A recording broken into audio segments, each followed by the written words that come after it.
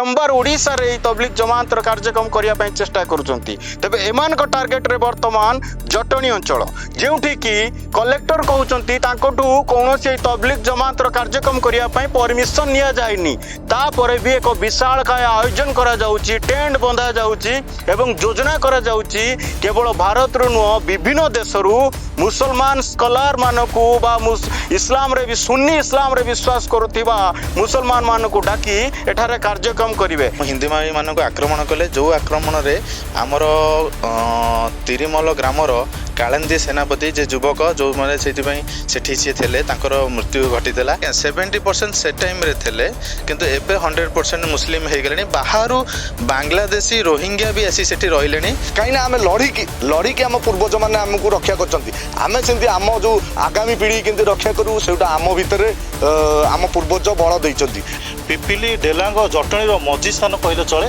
तिरिमल भाया जगार सेठी विगत दिन जो स्थान समावेश हो 2011 मसीह से जिते गीता भवन बोली करने गोटे योजना करते हिंदू समाज सेठी साधारण आमर गोटे हिंदू भाईटा को मारी दिया।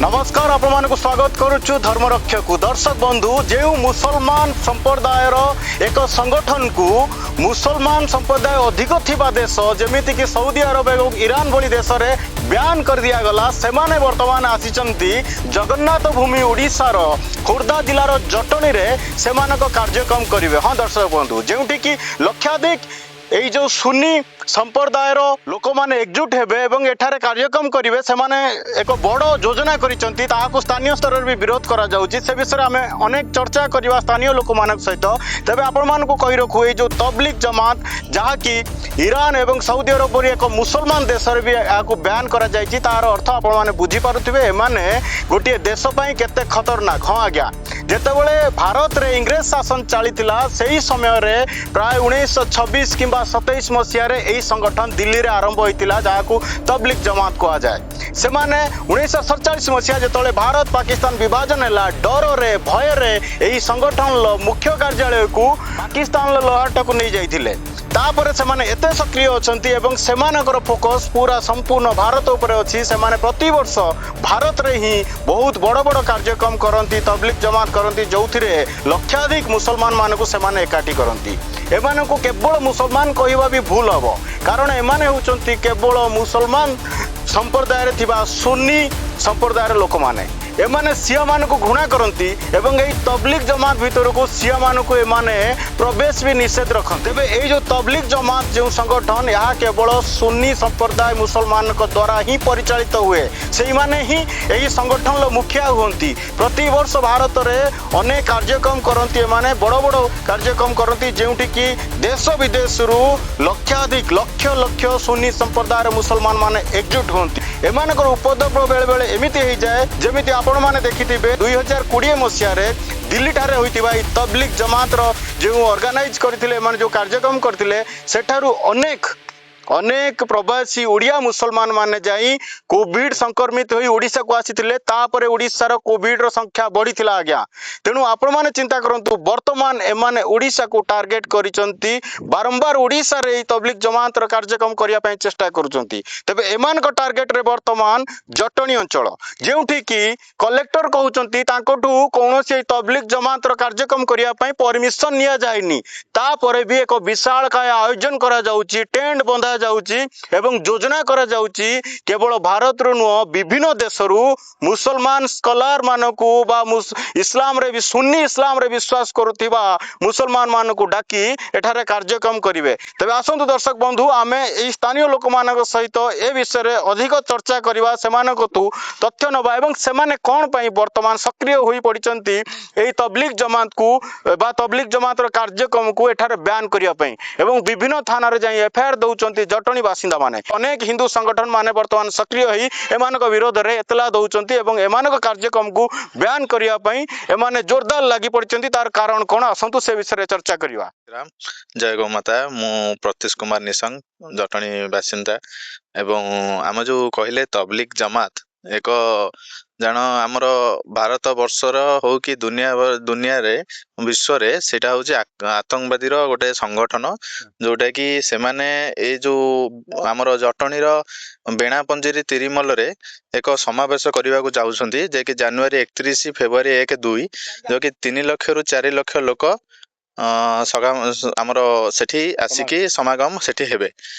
ମୁସଲମାନ ମାନେ ସେଠି ଆସି ସମାଗମ ହେବେ ଏବଂ ହିନ୍ଦୁ ମାନଙ୍କ ବିରୁଦ୍ଧରେ କେମିତି ତାଙ୍କର ଗୋଟି ଚାଳନା ସେଇଠି ସିଏ ଲୋକମାନଙ୍କୁ ତାଙ୍କର ଭାଇମାନଙ୍କୁ ବୁଝେଇବେ ଓ ଆତଙ୍କବାଦୀ କେମିତି କରାଯିବ ସେଇଟାକୁ ସେମାନେ ସେଠି ବୁଝେଇବେ। ଆପଣ ଏମିତି କାଇଁ ଭାବୁଛନ୍ତି? ଆଗରୁ ସେମିତି କିଛି ହେଇଛି କି ଜଟଣୀରେ? ଆଜ୍ଞା, କିଛି ବର୍ଷ ପୂର୍ବେ ସେଇ ଜାଗାରେ ଆମର ସେଇ ପର୍ବ ତାଙ୍କର ହେଇଥିଲା, ଯେ କି ସମାବେଶ ହେଇଥିଲା, ଯୋଉ କି 1.5 ଲକ୍ଷ ସେଇ ଟାଇମରେ 1.5 ଲକ୍ଷ ଲୋକ ଆସି ସେଠି ଆମର ତାଙ୍କର ଏମିତି ଆତଙ୍କବାଦୀ ମାନେ ଭାଷଣ ଦେଇଥିଲେ।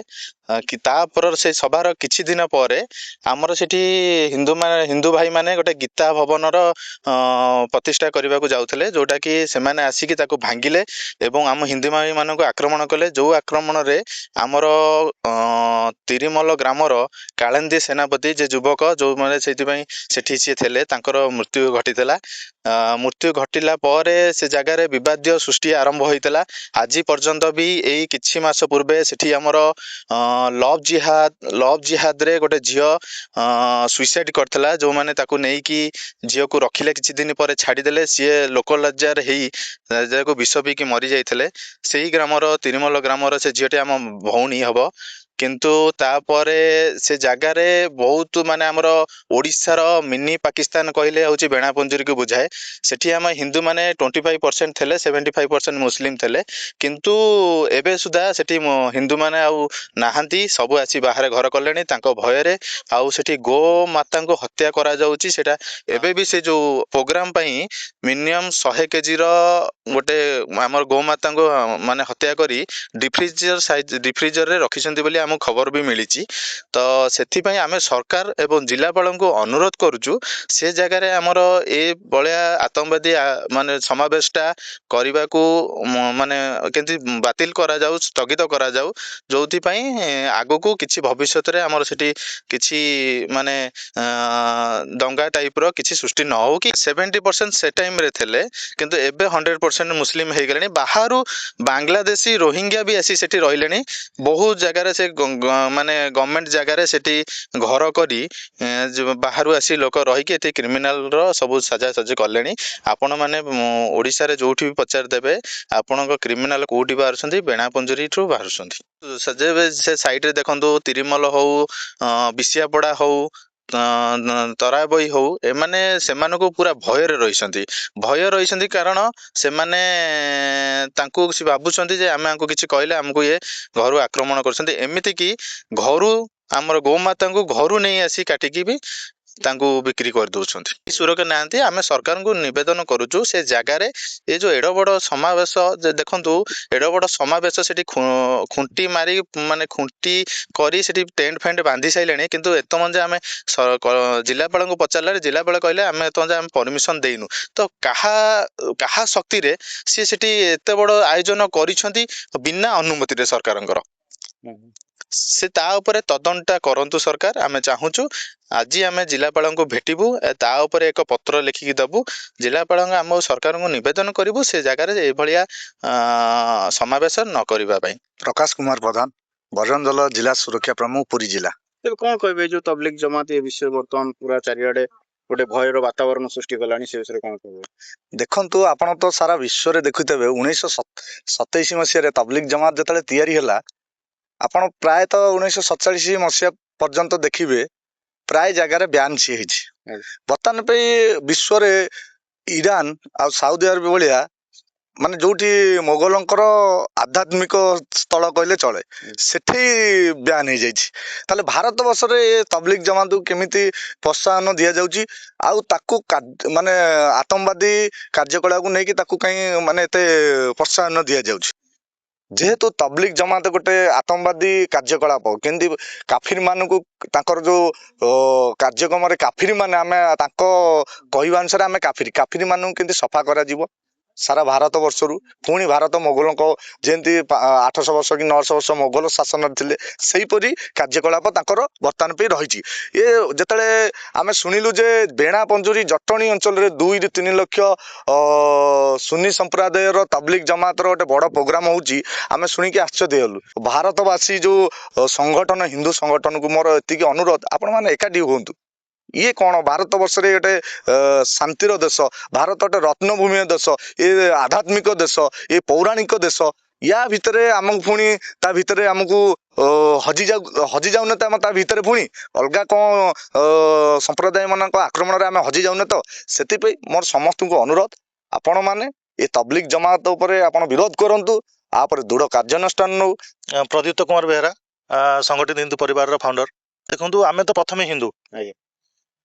ହିନ୍ଦୁ ସମାଜ ବଞ୍ଚିଲେ ଆମେମାନେ ବଞ୍ଚିବା, ଆଉ ହିନ୍ଦୁ ସମାଜ ବଞ୍ଚିଲେ ଭାରତ ବଞ୍ଚିବ, ରାଷ୍ଟ୍ର ବଞ୍ଚିବ। এই তবলিগ জমাত ଯେଉଁ ସଂଗଠନଟେ, ଏହା ସମଗ୍ର ବିଶ୍ୱର ଯେଉଁ ସ୍ଥାନରୁ ଏ ଇସଲାମ ଧର୍ମ ଆରମ୍ଭ ହେଇଛି ସେ ସ୍ଥାନରେ ଏ ତବଲିଗ ଜମାକୁ ବ୍ୟାନ୍ କରାଯାଇଛି। କିନ୍ତୁ ଭାରତ ବର୍ଷରେ ତବଲିଗ ଜମା ପୁରା ଆକ୍ଟିଭ। ଦେଖିବେ ଦିଲ୍ଲୀର ଆମର ପାର୍ଲାମେଣ୍ଟରୁ ମାତ୍ର 15-20 କିଲୋମିଟର ରାଡିଏସନ ଭିତରେ ତାଙ୍କ ଅଫିସ ତବଲିଗ ଜମାତର। ତେଣୁ ତବଲିଗ ଜମାତ ସମଗ୍ର ବିଶ୍ୱରୁ ବ୍ୟାନ୍ ହେବା ପରେ ମଧ୍ୟ ଭାରତ ବର୍ଷରେ କେମିତି ସ୍ଥାନ ଦିଆଯାଇଛି।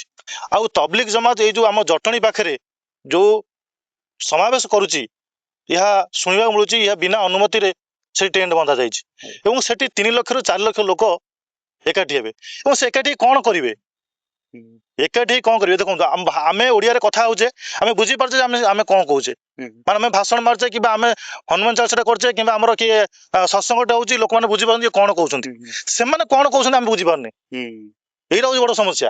ସେମାନେ ସେଠି କହୁଥିବେ କାଫିର ମାନଙ୍କୁ ମାର, ଏ କଥା କିଏ ନ କହିପାରେ, ଆମେ ବୁଝିପାରୁନେ। ତମମାନେ ଏକାଠି ହୁଅ, ଆମେ ମାନେ ଭଡ଼ା ଘରେ ରହୁଛେ, ଆମେ ଯେଉଁ ଭାରତ ବର୍ଷରେ ରହୁଛେ ଆମେ ଭଡ଼ା ଘରେ ରହୁଛେ, ଏ ଦିନେ ନା ଦିନେ ଭଡ଼ା ଘରଟାକୁ ଆମେ ନିଜ ଘର କରିବା। ତାଙ୍କର ମୂଳ ଏମ୍ ହେଉଛି ସେଇଆ। ଆଉ କିନ୍ତୁ ବର୍ତ୍ତମାନ ଦେଖିବେ ଭାରତ ବର୍ଷରେ ଦେଖିବେ ପଶ୍ଚିମବଙ୍ଗରେ ଯେତେବେଳେ ଏସ୍ଆଇଆର୍ ଲାଗୁ ହେଲା ଏବଂ ଭାରତରେ ଯେ 11ଟା ରାଜ୍ୟରେ ଏସ୍ଆଇଆର୍ ଲାଗୁ ହେଇସାରିଲାଣି, 11ଟା ଏସ୍ଆଇଆର୍ ଲାଗୁ ହେଲା ପରେ ସେ ରାଜ୍ୟର ଯେଉଁ ଥିଲେ ରୋହିଙ୍ଗ୍ୟା ଏବଂ ବାଂଲାଦେଶୀ, ସେମାନେ ଯାଉଛନ୍ତି କୁଆଡ଼େ? ଏବଂ ଦେଖିବେ ଗ୍ରେଟର ବାଂଲାଦେଶର ମ୍ୟାପରେ ଓଡ଼ିଶାକୁ ଯୋଡ଼ା ଯାଇଛି। ଗ୍ରେଟର ବାଂଲାଦେଶ ମ୍ୟାପରେ ଓଡ଼ିଶାକୁ ଯୋଡ଼ା ହେଇଛି।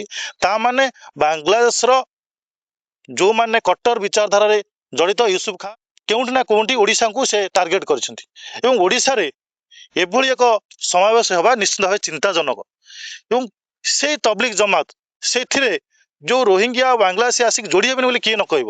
ଦେଖିବେ ବିଗତ ଦିନରେ କଟକରେ ଦଙ୍ଗା ହେଲା, ଏ କଟକରେ ଦଙ୍ଗାର ପଛରେ କାରଣ କୋଉମାନେ ଥିଲେ ସମସ୍ତେ ଜାଣିଛନ୍ତି।